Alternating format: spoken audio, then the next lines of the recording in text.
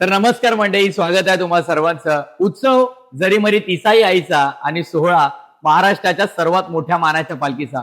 जसं की तुम्हा सर्वांना माहिती आहे, आपल्या अखंड महाराष्ट्रातील सर्वात मोठी मानाची पालखी कुठून निघते, तर या जरीमरी आईच्या आशीर्वादाने तिसगावातून निघते.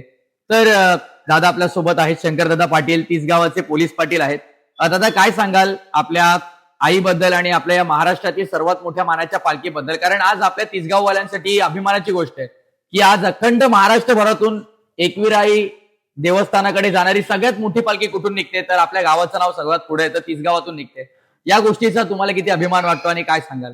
अभिमान म्हणजे आम्हाला सार्थ अभिमान असा आहे की ही पहिली अशी मानाची पालखी आहे, ती महाराष्ट्राची सर्वात मोठी मानाची पालखी आहे.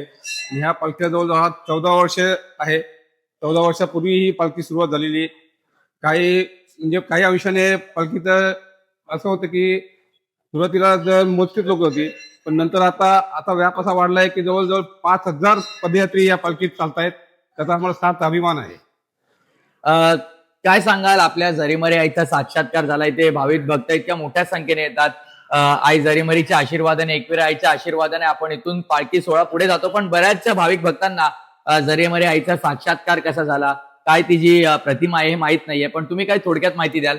साक्षात्कार म्हणजे जरीमरी देवता स्वयंभू मूर्ती आहेत माऊलीच्या. त्या माऊलीच्या मूर्ती मंदिराच्या मागे जो तलाव आहे, त्या तलावातून प्रकट झालेल्या आहेत. त्याची ख्याती जगभर पसरलेली आहे. पूर्ण महाराष्ट्रात त्याची ख्याती आहे. अजून सर्व लोकांना त्याची माहिती आहे की देवीच्या मूर्ती मंदिरात म्हणजे तलावातून कशा काढल्या गेल्या.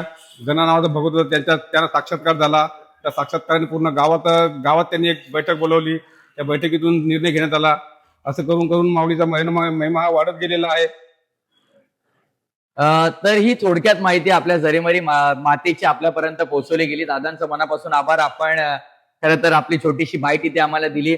आतुरता एकविरा आईच्या भेटीची चर्चा प्रथमेश सोबत महाराष्ट्राच्या सर्वात मोठ्या मानाच्या पालखीची, यामध्ये आज आपल्याला जरीमरी आईचा साक्षात्कार कसा झाला याची माहिती शंकरदादांनी थोडक्यात दिली. त्यांचा आम्ही मनापासून आभार व्यक्त करू. आणि हो, येत्या 8 तारखेला इथूनच महाराष्ट्राच्या सर्वात मोठ्या मानाच्या पालखीचा सोहळा सुरू होणार आहे. त्यामुळे जरीमरी मातेच्या आशीर्वादानं आपण देखील सर्वांना भरपूर साऱ्या शुभेच्छा देऊया. धन्यवाद.